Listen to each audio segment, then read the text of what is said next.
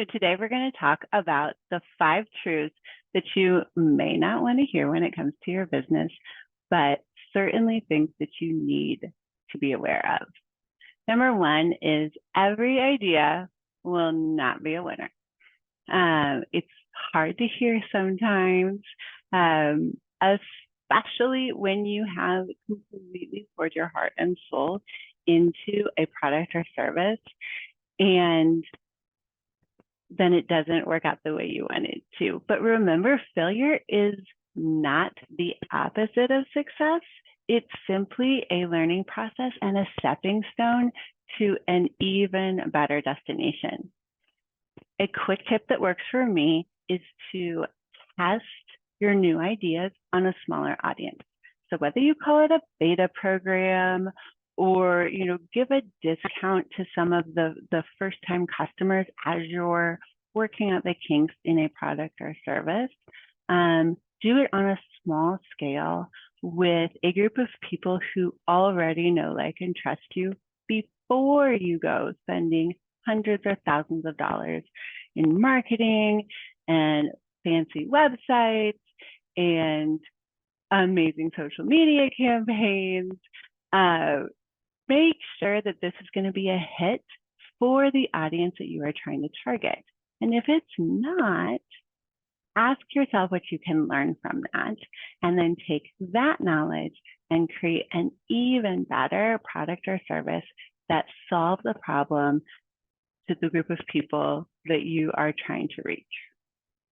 Number 2 is my favorite. Work-life balance is a myth. The good news is that work-life harmony is something that can be achieved. So work-life balance is that thing that a lot of people throw around, and I've even said it myself. I hate the word work-life balance because it's not. You're never going to have that 50-50 delineation between your work and your life.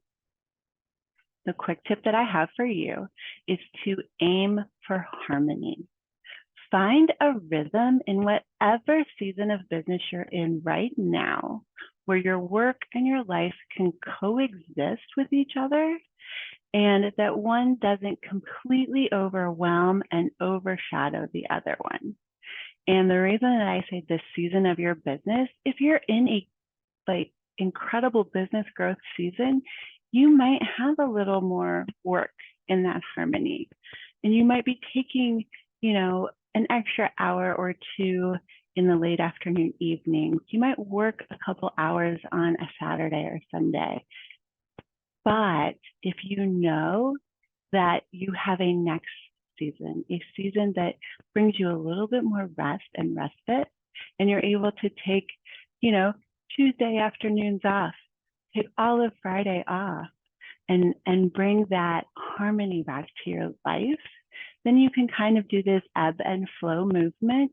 And once you find a way to know what season you're in and what season you need to be in, and get a little dance going, it really becomes a beautiful thing. Number 3 is the right team members.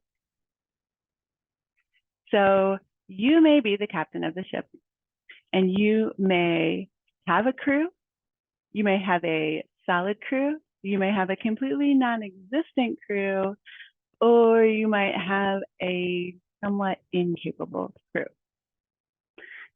You need to decide who you are bringing onto your team and how they are going to work with you and what you need from them. So here's my quick tip. Really invest the time and energy into hiring the right people. Don't do a knee-jerk reaction hire because you're feeling a lot of pressure and you feel like you just need anyone to take that pressure off. Because sometimes what feels like taking the pressure off, taking some of that work off of your plate, is really adding a lot more work to your plate, plus the stress that hiring the wrong person can bring.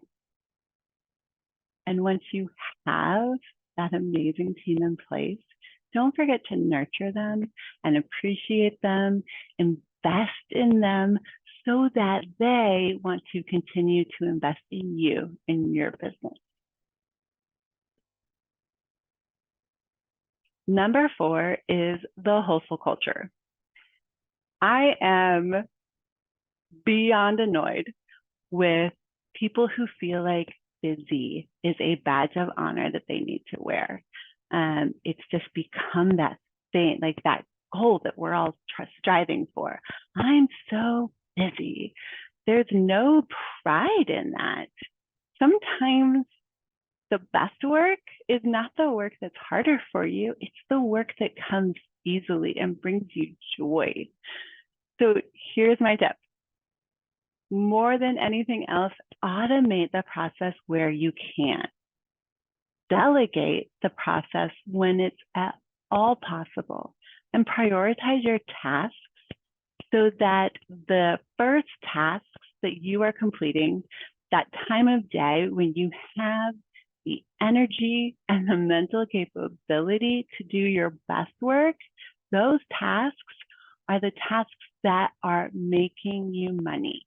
So whether that is actually being on sales calls, or whether it's writing a blog post or doing videos, make sure that you are prioritizing those tasks above all else, because let's face it, if your business isn't making money, you're not going to be in business for very long. Here's the final truth. Mindset is more than half the battle. Success is such a mental game. It is about strategy and execution, but negative self-talk can ruin the best strategy and the best execution. Imposter syndrome is a real thing, and these are hurdles that you have to get over to really find that next level of success as an entrepreneur. So here's my quick tip. Invest in yourself. You are worth it. You deserve it. And you don't have to figure this out alone. You can get to that next level of success so much faster if you work with someone that you trust that can help you get there, because they've gone through these growing pains that you are going through now. So whether you hire a coach, a mentor, get in a group of people that support you and have positive energy, whatever it is that you need to do to really strengthen your mindset and to get where you want to be. So there you have it. Those are the 5 truths that every entrepreneur needs to know, but may not want to hear. This is not about avoiding these very difficult truths.